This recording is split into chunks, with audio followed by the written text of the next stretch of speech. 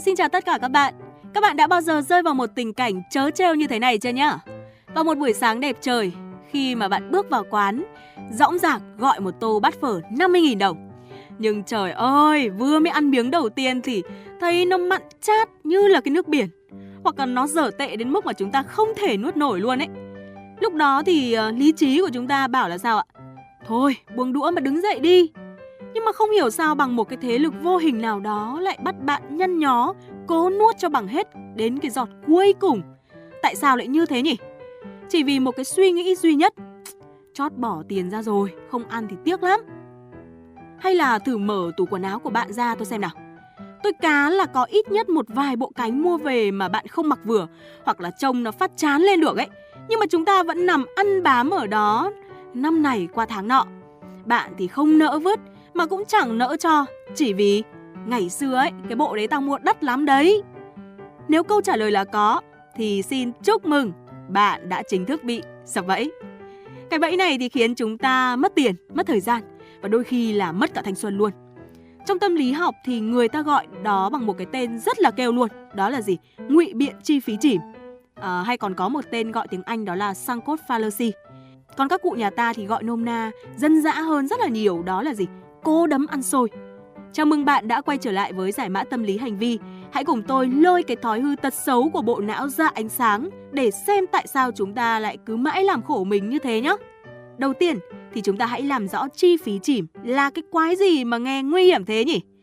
Hiểu đơn giản thôi thì đó là những gì mà bạn đã bỏ tiền ra. Không chỉ là bỏ tiền mà bỏ cả thời gian công sức.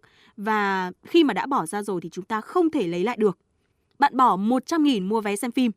Khi mà vào rạp được 15 phút thì chúng ta nhận thấy rằng là cái gì? Phim quá dở tệ, kịch bản thì vô lý.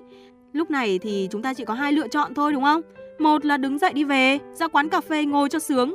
Hai là chúng ta cố chịu tra tấn tinh thần thêm 90 phút nữa chỉ vì tiếc cái vé 100.000.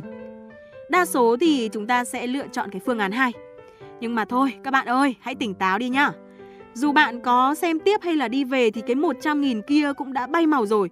Nó chỉ là chi phí chìm. Cái việc mà bạn cố ngồi lại chỉ vì bạn mất thêm 90 phút cuộc đời quý giá mà thôi. Đó là cái sự vô lý của não bộ. Nhưng mà chuyện tiền nong thì còn dễ gỡ. Cái này thì mới đáng sợ đây này. Chi phí chìm trong tình yêu. Tôi cá là nhiều bạn mắc phải lắm đấy nhá. Đã bao giờ mà các bạn thấy một người bạn của mình cứ bám riết lấy một mối tình độc hại hay chưa? Người yêu thì vô tâm, hay dỗi, thậm chí là còn tệ bạc nữa cơ. Mọi người thì hay khuyên là thôi, thằng đấy tồi quá, bỏ đi. Nhưng mà họ thì cứ chép miệng: thôi mày ạ, mình yêu nhau 5 năm rồi, giờ bỏ thì phí hoài 5 năm thanh xuân, lại phải đi tìm hiểu một người mới từ đầu. Ôi, nghĩ thấy mà thấy ngại quá. Thế là vì tiếc 5 năm quá khứ mà họ quyết định cố đấm ăn xôi, cưới luôn cho đỡ phí. Kết quả là gì? Họ đánh đổi cả 50 năm tương lai để sống trong cái sự dằn vặt. Đấy, nói đến đây thì bạn thấy rồi đấy. Cái giá của việc tiếc của ấy đôi khi nó đắt đỏ kinh khủng khiếp luôn. Nhưng mà tại sao chúng ta lại ngáo ngơ như vậy nhỉ? Trong khoa học, đây sẽ gọi là sự sợ hãi mất mát. Tâm lý của con người thì rất kỳ lạ các bạn nhé. Nỗi đau khi mà bị mất 100.000 ấy, nó lớn gấp đôi cái niềm vui khi mà chúng ta nhặt được 100.000. Chúng ta thà giữ lại khư khư một cái thứ vô giá trị còn hơn là chúng ta chấp nhận cái cảm giác bị mất mát. Hơn nữa ấy, là chúng ta rất sợ mình phải thừa nhận là mình đã sai. Thừa nhận cái xe máy cũ này là đống sắt vụn, thừa nhận cái mối tình 5 năm kia là mù quáng, hay là thừa nhận cái dự án mình đầu tư là thất bại. Điều đó thì làm cho cái tôi của chúng ta rất là bị tổn thương luôn. Vì vậy thì chúng ta thường chọn cái cách đó là tiếp tục sai, tiếp tục đổ thêm tiền bạc và thời gian vào đó để hy vọng chúng ta vớt vát lại một chút gì đó, hoặc là hay là chúng ta mong chờ thêm một cái phép màu rằng là gì, biết đâu nó sẽ tốt hơn đúng không?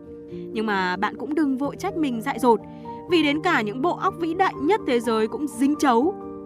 Bạn có biết cái dự án máy bay siêu nhanh Concorde huyền thoại không?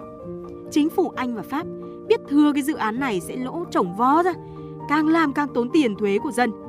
Nhưng mà vì lỡ phóng lao rồi nên là cũng phải theo lao thôi. Họ không dám dừng lại vì sợ mất mặt. Kết quả đó là họ tiếp tục đổ thêm hàng tỷ đô la trong nhiều năm trời, chỉ để duy trì một cái thất bại. Đến cả tầm vĩ mô còn thế, huống chi là anh em mình đi săn sale Shopee, đúng không nào? Vậy thì làm sao chúng ta thoát khỏi cái bẫy này nhỉ? làm sao để bộ não của chúng ta lại tỉnh táo hơn, thì tôi sẽ tặng bạn một cái câu thần chú nhá. Để mỗi khi bạn thấy mình đang phân vân kiểu như là bỏ thì thương, vương thì tội ấy, thì chúng ta hãy tự hỏi mình câu này nhá. Nếu bây giờ mình chưa đầu tư gì cả, liệu mình có lựa chọn cái này hay không? Nếu như bây giờ bạn chưa mua tấm vé này, bây giờ được chọn lại, thì bạn có muốn vào rạp phim để xem cái bộ phim dở tệ đó không? Chắc chắn là không rồi. Vậy thì đi về thôi. Hoặc là gì? Nếu như ngày hôm nay mới gặp người ấy lần đầu, với cái tính cách rất là tệ, thì bạn có muốn bắt đầu yêu họ hay không? Câu trả lời cũng là gì? Là không luôn. Vậy thì đừng vin vào cái cớ là 5 năm thanh xuân nữa. Và chúng ta hãy nhớ kỹ nhá. Quá khứ là một thứ mà chúng ta không thể thay đổi được các bạn ạ. Nhưng mà tương lai ý, thì lại nằm trong tay của chúng ta. Đừng để những món tiền đã mất, những sai lầm cũ kỹ bắt cóc cái tương lai của bạn. Trong đầu tư thì cũng giống như trong cuộc sống thôi. Cắt lỗ càng sớm, đời càng sang trang. Tóm lại là cái thông điệp hôm nay rất là đơn giản. Quần áo chật thì cho đi, phim dở thì tắt tivi đi ngủ, món ăn dở thì buông đũa, và mối quan hệ tệ hại thì chúng ta làm sao? Mạnh dạn bấm nút xóa nó luôn. Đừng cố ăn bát xôi hỏng để rồi đau bụng cả ngày các bạn nhá. Còn bạn ấy thì hãy thú thật cho tôi biết đi xem nào. Bạn đang cố đấm ăn xôi vì điều gì? Vì chiếc xe máy cũ sửa mãi vẫn hỏng, hay là vì một công việc chán ngắt, hay là một mối quan hệ không tên? Hãy dũng cảm comment thú tội ngay bên dưới để chúng ta cùng nhau giải nghiệp nhá. Nếu như bạn thấy video này đã giúp bạn tiết kiệm được tiền hoặc là cứu rỗi một cái phần cuộc đời của bạn ấy, thì đừng ngần ngại tặng mình một like hoặc là share cho đứa bạn thân đang lụy tình xem ngay. Đừng quên đăng ký kênh Giải mã tâm lý hành vi để update những mẹo tâm lý hay ho, giúp bộ não thông minh hơn mỗi ngày nhá. Xin chào và hẹn gặp lại các bạn trong những video tiếp theo.